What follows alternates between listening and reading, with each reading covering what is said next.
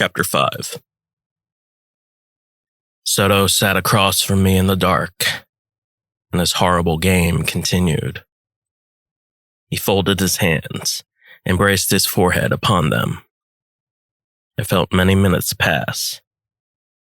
In between the moves, all I thought about was why he wanted to play his game, and what, if anything, he was trying to prove. We were still at the midpoint of the game. No piece had been taken. The board was crowded. Pawns and knights, and bishops and rooks. Soto had castled. I had not. We both contained well-guarded defenses, and I had not moved my queen. But soon, I felt my stomach tear underneath me. As Soto made his move, an awful pain crept from my legs up to my head. My whole body throbbed. But as my turn came again, I was left with few options. I knew not which piece to move. It was a miracle I hadn't been beaten yet. And I heard the words underneath Soto's breath. They were words he repeated, words that grew solid with power. And he said them with utmost conviction, and he held them sacred. To kill the king. I raised my head above the board and saw his face glow from the firelight. Upon seeing it, I cringed. It was then that I knew he had gone mad. The madness was deep and all-consuming. It was a madness that I knew too well. It was a madness that was birthed out of conquest, and then birthed again by obsession and suffering. It was madness for madness' sake. And Soto had made his own horror. He stared right through me. He looked long and hard, but there was no life left in his eyes. Make your move, Sardina. I made it. It was the only choice I had. I blocked his knight and took his pawn. He fell silent and matched my reticence. Then he moved exactly where I thought he would. He moved his knight to attack my queen. More minutes passed, more silence, and he stayed perfectly still in the dark. Soon after they burned it, the Spanish left the lands of Cofitacheque. It took 2 days, but the army trekked 20 miles west. And within the span of 3 more days, they had trekked 30 miles inland. The lady, now locked in chains and surrounded by slaves, had been transferred to the end of the line. Several times her servants offered to carry her by hand or upon her royal chair, but she refused and walked on foot. All of the Spanish glared at her, and all were surprised that she was still alive. The Entrada marched for 5 more days, and in all that time, Soto never once came to the lady's side. He merely watched her from afar as the oxen and steers blocked his view. At night, Soto remained alone and murmured and babbled to himself, not caring at all who could hear him. He looked to the stars, but he did not pray. Instead, he retrieved the board in pieces from his sack and assembled them in order. The march continued, and through the heat of the savannah, the Spanish moved deeper through the lowlands. They sweated through their pores and hacked at the tall grass, and they thrust and chopped at snakes, lizards, and all creatures that got in between. Then the Entrada came across a tribe whose houses reached the backstretch of a nearby meadow. As determined by the translators, the tribe was a distant ally of Cofitacheque, though they regarded each other in not the warmest terms. The lady was questioned if she knew the tribe, and she confirmed. and it was there that the Spanish ceased their march and rested. In the darkness, before a huge bonfire, the Spanish asked the tribe of the land west. They listened to the rumors and were not pleased. And again, Ortiz was at the center of attention, although much of the translation went beyond his comprehension. The tribe asked again and again about the lady and why she was held prisoner, but Soto refused to answer them. An hour later, more tales were told, and Ortiz relayed them all to Soto and his captains. "They say there is a land west of here," said Ortiz. "They call it Coosa." "Is it a kingdom or just a land?" asked Soto. "They say it's a land." "How big is this land?"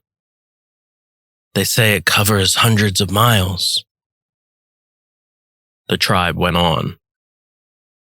"Cusco?" asked Soto. "No, Coosa." "But who are its rulers?" "They say they don't know. They say there are many. There is not only one." Ortiz rested, and a Dominican monk, Brother Alvarez, took over the translation. The tribe relayed their stories, and it went on and on. The Spanish became weary and soon fell asleep. But Soto stayed up and listened to all the tales. Then Ortiz raised his head from his rest. A thought occurred to him, and he noticed that Soto's grimace had not changed. "The lady, sir. She knows of the lands to the west. Should I ask her?" No. "You've asked her plenty of times, Ortiz," said Soto. "We're not going to play her game." An hour passed. Many more members of the tribe gathered, and Soto sat beside them. Ortiz spoke and asked them of the lands of gold, and their response was of many tales, much like Cofitacheque and Osita.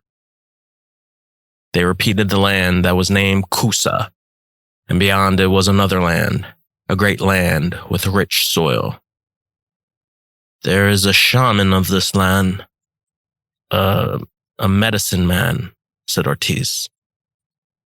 "He speaks of a king, the one true and—" "What's his name?" asked Soto. "Where is the shaman?" The tribesmen pointed along the shadows of the fire, and a tall native appeared. He was known as the tribe shaman. He stood gaunt and lanky with narrow shoulders and legs seemingly made out of stone. He glided over the fire. Then he spoke. Neither Ortiz nor the Cofitacheque servants knew what he was saying, but the tribe's elder statesman offered his help and took control of the translation. When the shaman finished, Soto darted his eyes, and the shaman glared back at Soto and returned the gesture. But, unlike Soto, the shaman did not show hateful eyes. Instead, his eyes acted as a reflective pool, and from his pupils, Soto stared at himself. Ortiz relayed. "He welcomes you, child of the sun," Ortiz said. "He says you know. He tells of the land of Coosa. It is prosperous." Soto's eyes opened. "Go on." "This man speaks of a river, not just one, but many. He says these rivers were made because their gods cried so many times." Soto jerked his head and spat. "But he says the rivers will deem your fate, and that the river's end is the great wealth you seek." "Where?" said Soto. "Where are these rivers?" The shaman spoke 2 words. "At the end of Coosa," said Ortiz. "He says there's a bend in each river, A bend that goes on many directions, and that you are to choose. Choose. These rivers form one giant river, and at the end of it is what? He says you know the answer. What? He says you've known all your life. He says there are many rivers in many ways, but there is only one river, and it's the one you're looking for. And at the end, you will find it. Then Soto shouted and threw a handful of sand. What the hell does that mean? He yelled again, and his screams awoke the men. The shaman spoke again, all but 3 words. It took half a minute for Ortiz to surmine what had been said. The slaves repeated. Ortiz relayed and shook his head. He says you will know for sure when the rivers cross.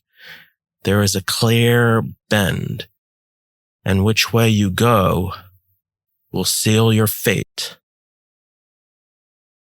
Ortiz stopped. The shaman went on. The monks gestured. Ortiz relayed. He says there is a bend of the river of which goes 2 ways. One way leads to the evil spirits of horror and agony. The other way leads to paradise. Yet no one knows the true way. Only the spirits of the pure know. Only the ancients. The shaman stopped speaking. He inhaled deeply, inserted a hot chili into his mouth, and swallowed it whole. Is there more? Said Soto. And what of this king? There was no movement or response. What of the king? Repeated Soto. The shaman stood still and glared back. Ortiz asked. The shaman spoke. Beyond the river, there is another shaman, said Ortiz. He says he will tell you. That's all he will say, Don Hernando. The sun emerged through the dawn. The fires died out, and the captains waited for Soto. At noon, Soto stared east and peered down the land that seemed to go on forever. Then he turned west and stayed silent. He came upon a stream and followed a narrow path that was scattered with stones. And back and forth, Soto walked, slicing the water with his sword. The shaman was never seen again. He disappeared as the sun rose, and the next day the army marched west. The land went on, and the Spanish negotiated with the other tribes in peaceful offerings, and no scuffle nor incident was reported for several days. A week later, the Spanish came upon a great path to which the natives said bridged 2 worlds together. But when the Spanish heard these rumors, they could not even feign interest, for their morale was one of pain and constant misery. The path narrowed and the abundant forest returned, and the soil grew sandy. And because the elevation rose steeper, the heavy artillery, cavalry, and backup brigades did not follow. Soto ordered only Moscoso and Balthasar's men to trek through the path, and the rest of the army headed to the valley, set up camp along a stretch of plum trees, and guarded the imprisoned lady of Cofitacheque and her slaves and servants. The guards kept a vigilant watch on the lady as they stopped near the grove. The lady's servants came to her side, and she gave them orders to assist the Spanish in picking the fruit. The day was cloudless, and the sun blinded from east to west. The lady took to one of the trees, and although she was still locked in chains, she managed to pick the low fallen fruit from the ground. She worked fast and without interruption, and in less than 10 minutes she picked a half a bushel. She walked down with ease as her guards and servants followed her, and all noticed that her gown had gotten terribly soiled. And to the Spanish, she now looked like a common whore or beggar. It approached high noon. The servants carried 20 bushels of plums and placed them alongside the lady's carriage, and the lady kindly bowed. Moscoso then ordered his men to fall back south and rendezvous back to the main camp. Balthazar's men had already done so hours ago. They moved on for 2 hours at a tremendously slow pace. After another hour, Moscoso finally told his men to rest, and the men led their horses to a nearby stream. The men talked and explained their grievances to Moscoso, and Moscoso pretended to listen. "This land just keeps going and going," said one man. "Where the hell are we?" said the other. "Who knows? We have no idea what they're saying." "We've had that problem for years." As the minutes passed, the Spanish rested on logs. The dew formed and butterflies floated along the streaks of orange and yellow sky. Then Pedro, one of Moscoso's men, came to Moscoso's side. Moscoso noticed a certain pain in Pedro's eyes, and they both stood alongside their horses. "What is it, son?" said Moscoso. "He should have killed her." "Who?" "Don Hernando should have killed her. She betrayed us. Why should she live?" "It's not my decision, Pedro." "I know it's not, sir. It just bothers me." "I know it is, but don't let it get to you. You can only control what's in front of you. You hear?" "Yes, sir." Pedro stared at the lady. He saw her sit across the giant sycamore as she prayed with her eyes closed. Though still chained, she raised her hands and pressed her fingers against her chest, and her face glowed bright. Some of the Spanish watched her, but the others ignored her and drifted back into their conversations. She hummed a sweet sound, and the birds joined in harmony. She swayed her head back and forth to the rhythm. She closed her eyes and tilted her head from side to side, and it was clear that she was singing. Perhaps an old song which her father taught her, perhaps a new song of her own, or a song which only the people of Cofitacheque knew. But then, the song ended, and the lady opened her eyes. A shriek pierced the land, and the Indians echoed the signal. The slaves and servants rushed and ambushed the Spanish, striking them with spears, knives, and clubs, and a flood of arrows shot out from the trees. A dozen Indians jumped off from tall branches and tackled the Spanish to the ground. A dozen more pulled the Spanish off their horses and pummeled on top of them.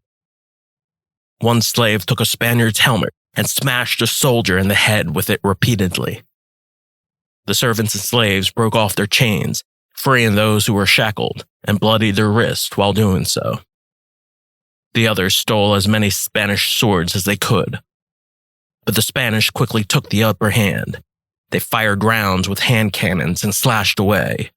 Soon, the air filled with smoke, and a minute later, the Spanish killed 30 Indians, spearing most of them through their gut, and leaving piles of steam. In all, 5 Spaniards lay dead on the ground. 10 more were severely wounded. Moscoso himself suffered a wound to his head and neck, but by then, most of the Indians, including the lady of Cofitacheque, had fled into the woods. The Spanish gave chase and unleashed their dogs, but as an hour elapsed, Moscoso called off the search. At sunset, the lady, now unchained, summoned her servants and guides. They stood under a stretch of willows and pines and looked at her with great reverence. She simply pointed further, and all understood what she had meant. They forged west, and with exhausted faces and racing hearts, her people followed. At the rendezvous point, Moscoso's men finally caught up with Balthasar's men, and later they both made it back to camp. Soto emerged from his tent, and Moscoso bowed in haste. "Is it true?" said Soto. Yes, it's true, Don Hernando. The lady has escaped." Soto gave pause, but he did not sigh. He merely glared and clenched his teeth. "What shall we do?" asked Moscoso. "What we've been doing. We press on." "But what about the lady, Don Hernando? She's bound to lead her forces against us. Shouldn't we go after her?" "No." "But, Don Hernando, she never mattered. She was a waste of time. That's all she was. She was worthless from the very start. I should have known that, but I was blind, Moscoso." Soto glared once more. Moscoso averted his eyes and remained composed. Then Soto took out his sword and pointed. "West is the river, and down it, through it, or above it, is what we're waiting for. Another good dream. But not here, and not with her." He exhaled hard through his nostrils. He mounted his horse and rose his sword once more.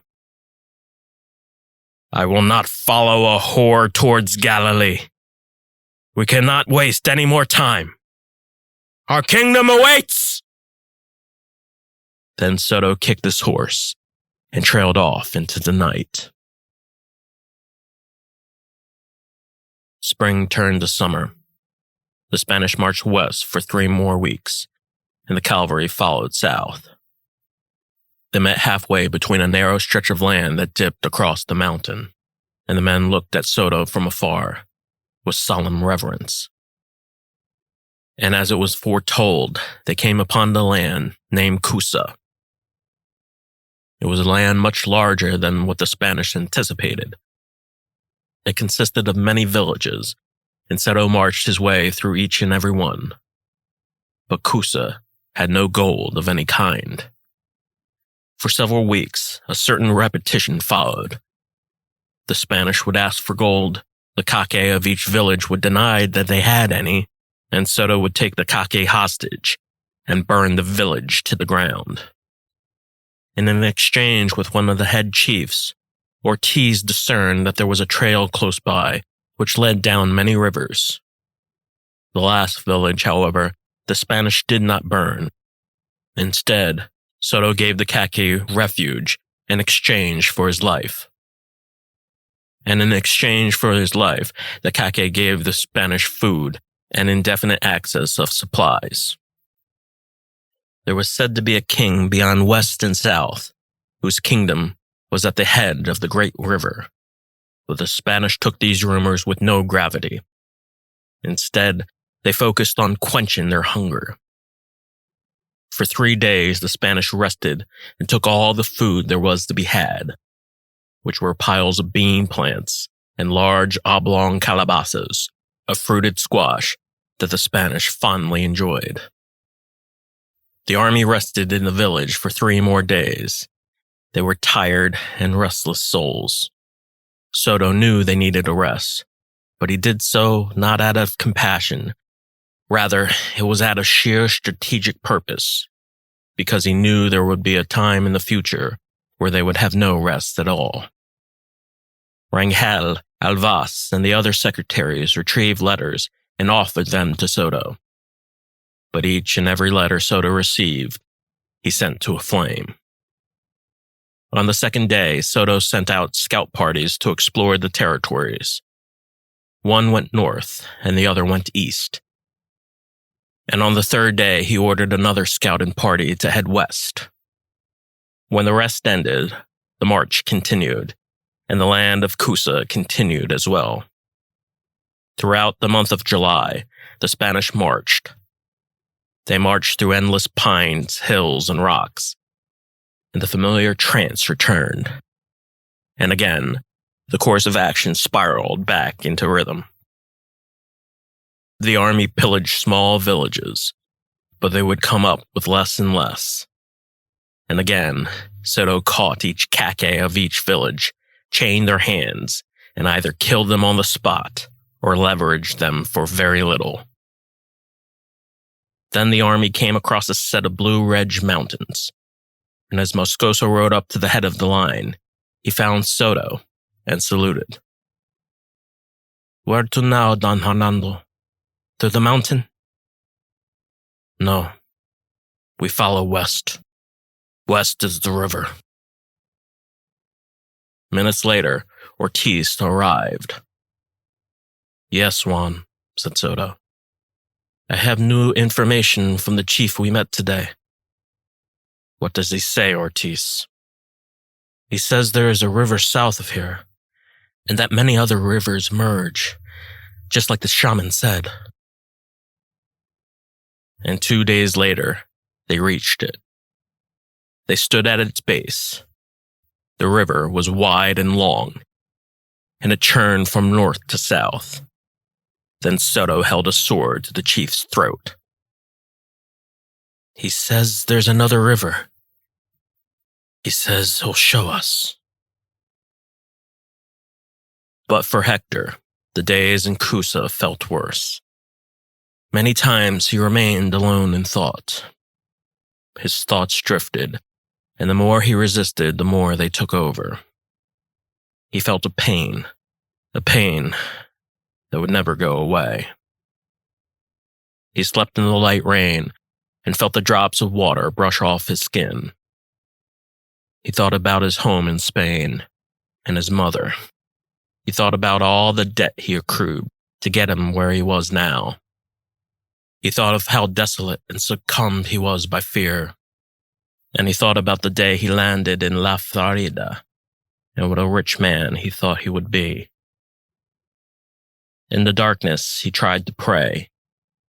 He prayed for the soul of his father to guide him.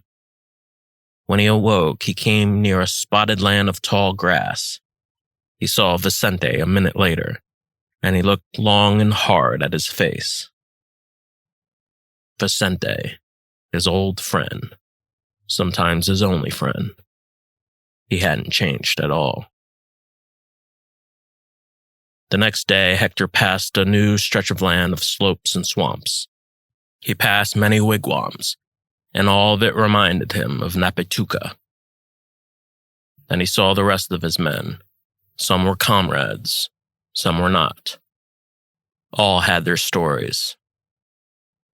Later, he saw the slaves and the lines of chained servants 200 feet long. Though he was ordered by Balthasar not to look at the slaves straight in the eye, Hector could not help but to do so, and the more he did, the more pain it brought to him. At night, Hector and Vicente shared their meal by a low dying fire. Vicente looked on to the stars. He counted them off and muttered out the numbers. "We've come too far, Hector." But Hector lay silent. "What are you thinking about, Hector?"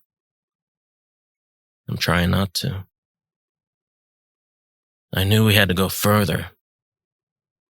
It makes too much sense. We have to follow the rivers.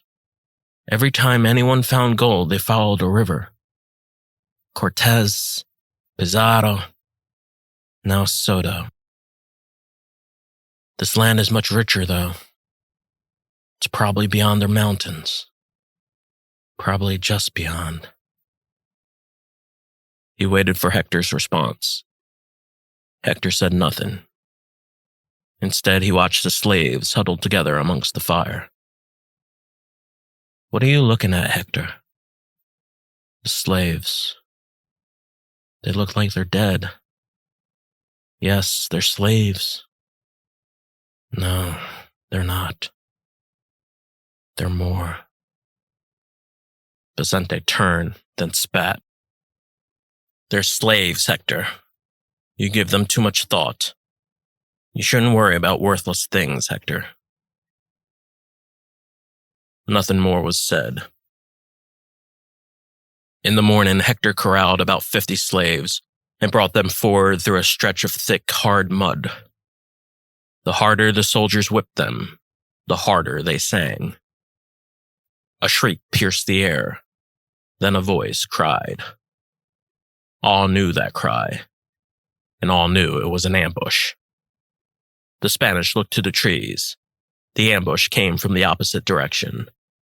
The natives ambushed from the Spanish oblique side. They moved in cuts and slants. The warriors jumped out of the forest and threw a bevy of spears. They clashed and slashed the Spanish over and over, and soon the slaves broke out and ran for freedom. Hector stood still as he watched each slave disappear out into the distance. He tried not to show it, but the more he saw, the more Hector's face filled with admiration. He was overcome by their defiance and their will to endure. But his admiration was not shared. Hector's fellow men chased after the slaves, caught them, and brutally stabbed each one. And again, blood fell down like rain. One soldier continued to lash an already gored slave. Hector shouted at him to stop. The soldier stopped and turned. It was Vicente. And again, Hector paused and witnessed the pure evil his friend had succumbed to. He stared and studied the righteous rage of wrath and scorn on Vicente's face. And the longer he stared, the worse Hector felt. Vicente ignored and kept slashing his sword, and all Hector could do was watch. A half hour later, Soto commanded to make an example of the slaves. The soldiers gathered 5 slaves and wrapped them along tall planks. From there, they lit torches and burned the slaves from underneath. One of the slaves was a young girl, not even 10 years old, and Hector watched on as she screamed. He wanted to save her. He wanted nothing more in his life to do so, but he couldn't. When it was over, the remaining slaves were slashed with whips and driven off into chains. And Hector walked alone and cried. But the voices shouted in echoes, and Hector heard every one. They came upon a deep and wide river. The priests bellowed dirges, and their echoes rang off from the banks of the river to the sands. And the Indians slung single file and slumped forward in their chains. The following hour, Soto divided his units into smaller platoons. Half went north. The other half went west through the mainland. In the mainland, the men hacked at the tall grass and walked about the banks.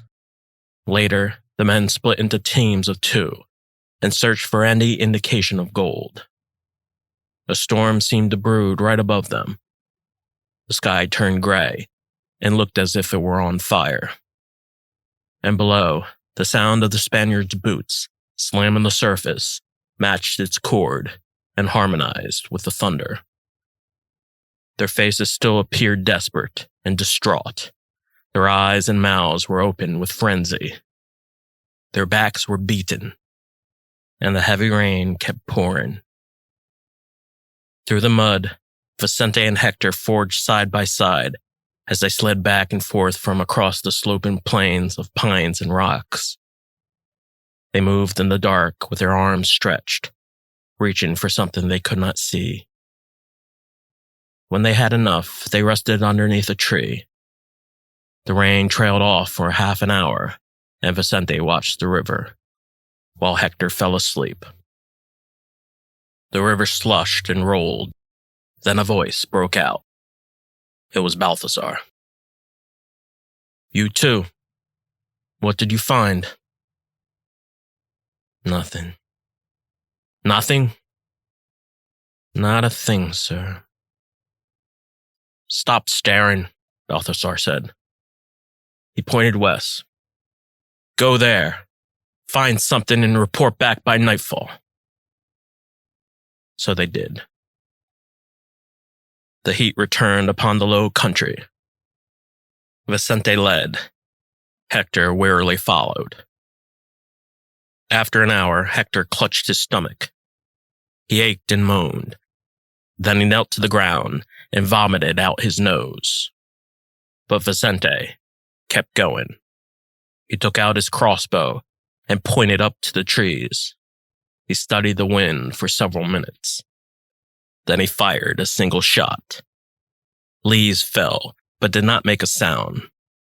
Up ahead, a large hawk swirled above his head, and in great hesitation, Vicente aimed his crossbow. But by then, the hawk disappeared. The rain returned, and Vicente went back to find Hector. But as he did so, he discovered a path an eighth of a mile from where he stood. Vicente walked the path between the patches of bramble and went on for another half-mile. His eyes widened and gleamed. It seemed familiar, perhaps from a dream, and he moved with excited haste as if he had been struck by a lightning bolt. He set a marker of ragged cloth underneath a stone. Then he returned to Hector shortly after and spotted him sitting on a stump, with his armor covered in vomit and blood. "I found it! I found it, Hector! I found a path! It's not far! Come on! Let's go! Don't die on me now, man!" But Hector lay to his side and closed his eyes. And Vicente wasted no time. He retraced his steps and returned to the marker. The path led down to a small basin. Then he found another. He saw the heart of the Blackwoods and many fallen trees. From his spot, he heard the river surge. Then Vicente heard another voice. He looked behind and found Hector hobbling through the bramble. Vicente smiled. Hector did not. They went out a mile, then another. The rain returned. It came in harder and pelted against their armor. The wind shifted and ripped at their faces, but they pressed on. They yelled out, trying to find the other men in the platoon, but their cries went unheard. Again, the two marched on, and again, Vicente led the way. They came upon a pile of carved-out wooden planks and broken bits of fishing nets. But then, the path had stopped completely. The trail ended. All that was left was the mound and the river. The rain held off. Up ahead, they saw dense boulders. Below, they saw a deep gorge. It had gotten dark, and in an hour, the stars emerged from the tips of the oaks. "Now what?" said Hector. "I don't know," said Vicente. "We'll have to wait till morning." So they did. They rested and slept in the rain. Hector awoke many times by mosquitoes that swam into his ear, but Vicente kept wide awake. And as the night passed, they whispered to each other in painful, incoherent mumbles. "As soon as we see the sun, we'll return to camp," said Hector. "No," said Vicente. "We follow the path till we find another. We were told to find something, and damn it, we will. We can't return with empty hands, Hector. Not again. We come so far. So far." This is not life. Of course it is, Hector. There has to be more. Of course there's more. No, you don't know what I mean, Vicente. More. Yes, more. No. No what? There's more to life. It's not this. What more? What more could there possibly be, Hector? In the morning we'll be kings. What are you talking about? I'm just... Don Hernando. You are my savior. Don Hernando, I plead to you. I've wasted too much. All I have, it's nothing. Tremendous treasure, unbelievable treasure. It's nothing. From God himself, it's nothing. We've solved our maze. We've reached the river's end. Hector, it's over. Can't you see the light? The stars shone. The words died. And the morning came. But as the clouds took over again, the sun disappeared. Hector turned many times. None of it made any sense. We're lost, Vicente. Admit it. We're not lost, Hector. Have faith. But the truth begged to differ. They walked another mile. Vicente pulled 20 paces in front of Hector. They came across a brook and walked for another 2 miles. And with great joy, Vicente screamed. He pointed and cried. Then Hector came to his side. And there, they saw the giant fork in the river that the shaman had foretold. And both stood amazed. There it is. There it goddamn is, said Vicente. You doubting son of a bitch! We should tell the others, said Hector. No, said Vicente. We have to see where it leads first. Not a word was uttered. There were only stares and the surge of the tide. And Vicente continued to smile. Take your pick, Hector. It's now or never, man. God be with you. The two looked at each other, then trudged on their own way. Vicente went south, and Hector went west. Hours passed. Vicente followed his path, but he did not find what he was looking for. Instead, he found more of the same. He found more marsh, more willow trees, and more mosquitoes that swirled in multitudes of swarms. And the further he went, the angrier he became. He prayed aloud, and sweat poured out from his face. He began to swear, then he shouted in rage. He thrust his sword and slashed all that was before him. When he grew tired, he rested in the shade, and he sweated until the sweat cooled. And for a straight hour, he lay on his side and shook his head. But for Hector, he took his time. He followed the river down twists and bends. His eyes glazed in a trance, and throughout his walk, he felt grief and sorrow in all things. He heard the voices of his dreams, and the voices of all the pain he and his people had caused. He reached out and tried to pray. But then, a curious thing happened. The voices changed. They were voices of children. And suddenly, the pain was gone. He walked a mile, then another. He rested and took off his armor. He took off his shoulder blades, breastplates, and leg greaves. Then finally, he took off his helmet. Lastly, he dropped his sword. And on that heavy pile of steel, Hector stared at the rust and holes and stains of blood. And in silence, he prayed until he cried. But then, the silence broke. Another voice came in sweet and clear, and Hector stumbled and staggered towards it. But at the moment he saw it, he stopped, and he saw it clear and whole. It was not gold. It was far greater. It was what he was looking for his whole life. She smiled.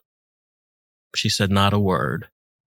She only showed him her heart and held his hand, and they disappeared within the light. But Vicente did not find what Hector had. He found no gold, nor silver, nor jewels, nor any glory of God in the highest. Instead, he remained alone in his misery. He marched up and down the banks of the river, and for 2 more hours he slashed away at the grass and screamed. Then Vicente returned back to the fork of the river and went west. The day ended. He reached the banks and found a middle passage through tall oaks. Then he screamed again. "Hector! Hector, where are you, man?" And in the pouring rain, Vicente heard a sharp pinging sound. Then he saw the pile of armor. He went over towards it and found Hector's sword, breastplate, and his arms and leg greaves. And Vicente shouted and cried, "Hector! Hector!" But still, no reply, and all went back to silence. And when he could no longer stand it, Vicente took Hector's sword and helmet and raced back to camp. As they waited, Soto stayed with Ortiz. In 2 days, they came upon another old man whom the natives said was a shaman. Ortiz confirmed it, and indeed, it was the same shaman they met before Coosa. They listened to his story, and Soto watched his men return from the river with empty hands. The old man babbled. He spoke of the prophecy and many other things, and he groaned and shut his eyes. "What is he saying, Ortiz?" "He speaks of a kingdom." "Go on." The old man spoke again. A rustle of wind swept across the land. "How close is this kingdom?" asked Soto. Ortiz asked, and the man responded. "He says it's closer than you think." More men came back from the river. More men sighed. Anasco's men rode off with horses, while Balthasar's men rode off with the mules. And Soto watched them all. "What of this king? He must have a name, no?" said Soto. "Tuscaloosa," said Ortiz. "They call him the great Tuscaloosa." "What does he look like?" "They say he's very tall, like a tree. That he's stronger than a buffalo. That he eats his enemies when he kills them and drinks their blood." With that, Soto said no more. Vicente returned to the camp an hour later. He lay his head on a stump and slept. No one asked about Hector. No one cared. The rumors of Tuscaloosa were much greater than the loss of one man's friend. And like any rumor, it filled the air and festered into every Spaniard's mind. One more kingdom. One more. And as the dawn broke to the next day, The maddening gaze of Soto returned to his countenance, and it stayed throughout the day and for the rest of time. He shared the stare with all of his men, the maddening stare of the Conquistadors. Then he gathered his entire army and said all but 2 words, and his army nodded and set forth. "We march." And off they marched, off yonder, to the land of Tuscaloosa, off the river south.